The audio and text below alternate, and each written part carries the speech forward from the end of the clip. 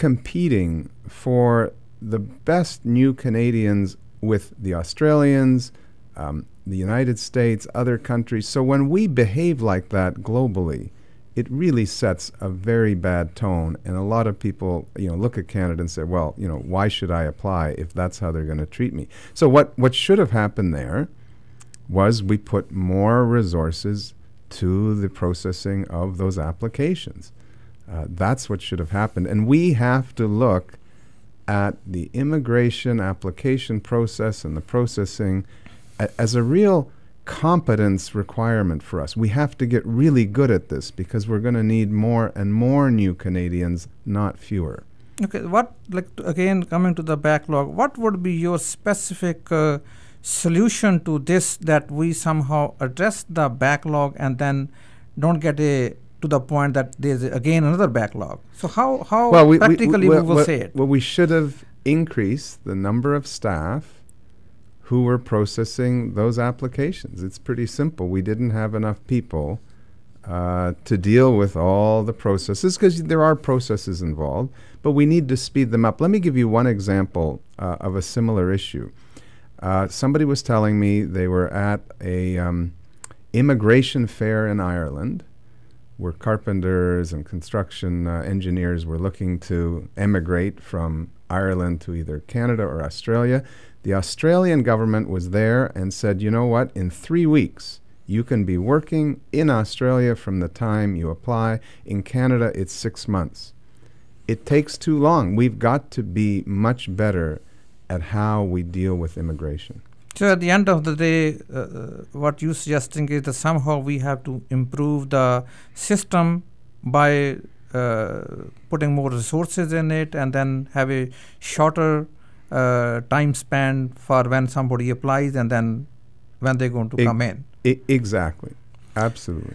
All right. I pick up this line from the write-up you have on your website. Helping Canada embrace the future and become an even better country. Yes. What is the shortfall now, and how are we going to address it? What is your proposal? Well, another area that's very, very important to me is the economy. When I travel across the country, from coast to coast to coast, the number one issue that people raise with me is jobs. Jobs, jobs, jobs. They're either worried if they have a job, they're worried it might disappear. If they don't have a job, then obviously they're worried about how do they get a job. And there's a number of ideas that I have for, I call it turbocharging the economy. Right now, the Harper government is focused entirely on natural resources. And don't get me wrong, natural resources are very important, but for the true economy to flourish in this country to its full potential, we have to think about manufacturing, for instance, food processing. And I know in the Sikh community, I know in other multicultural communities, we've got some great companies processing all sorts of food products. In fact, in Ontario, the food processing industry is bigger than the car industry. And it connects us with rural Canada, and there's actually R&D involved, so it's a great success story. But we need more of these companies, and we need more of our young people to go into some of these companies. Technology generally is very big with me. I've spent 30 years rubbing elbows with tech companies. 40% of Canadian small businesses still don't have a website. So we need to connect our young people, our young grads, with these companies, put them together, get them working together. There's lots of opportunity for great economic growth in this country. And Harper, except for military and building prisons, he's really not engaged on the economy.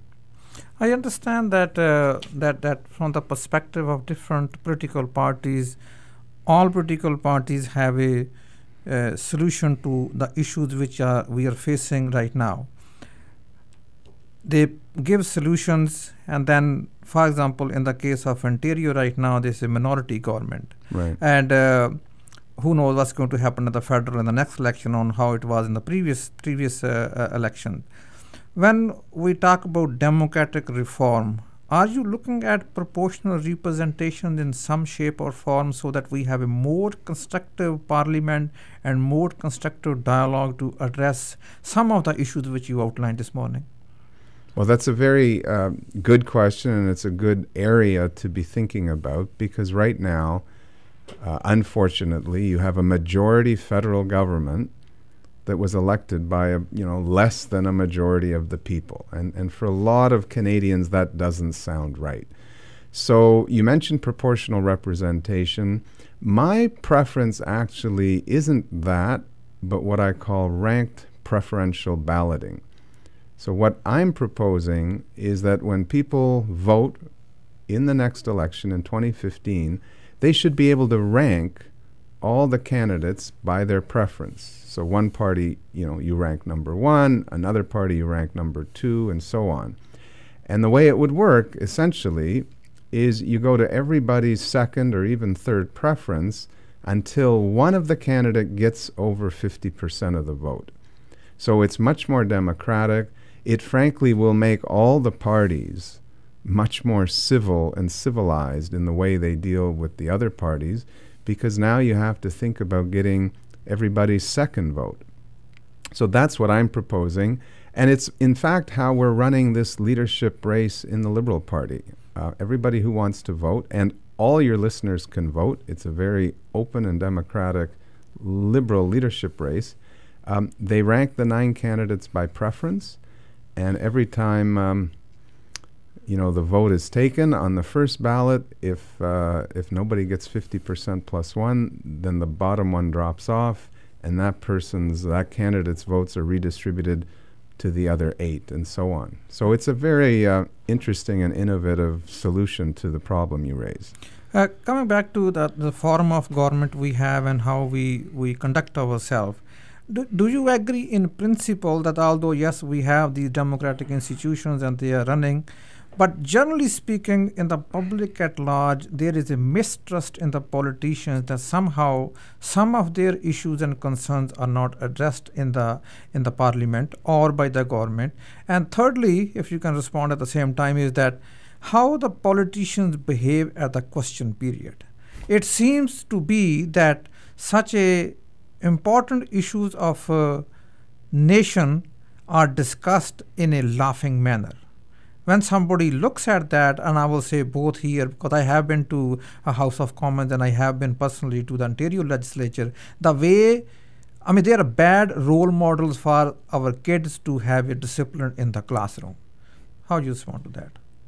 Well, all these 3 things. It's a very common concern, because sometimes you're absolutely right. It's almost embarrassing how juvenile the behavior is. I think one big proposal that would help on all those questions you just raised is that the Prime Minister's office has to lighten up the control. We need more free votes. We need to give the local member of Parliament more power and responsibility, so that they can take responsibility for their actions. So, for instance, in question period, you actually get real questions asked and some real answers from the government. Mm-hmm. So fewer issues have to be controlled by each party, and members of Parliament should be able to vote their conscience more often. You'll get better candidates running for office. I think that's another requirement to renew the democratic system. And even ministers. In this government, in the Harper government, it is to the extreme where so many ministers aren't even meaningful anymore, because he's centralized power too much in his hands. He has to let go and let others also play a role. Okay, I'm going to discuss 1 or 2 issues specifically related to our own community, that is the Sikh community. Mm-hmm. We are an immigrant community, we are a visible minority community, and also we are a community which has, in a way, unique lifestyle, Sikh way of life. There is a religious requirement to wear the turban or keep the beard and wear the kirpan. And these issues have been going on from the last 30 years, which I have been here. And they are still out in one court or another. I will say none of the governments at the at the policy level or a legislative level have recognized the Sikh articles of faith. May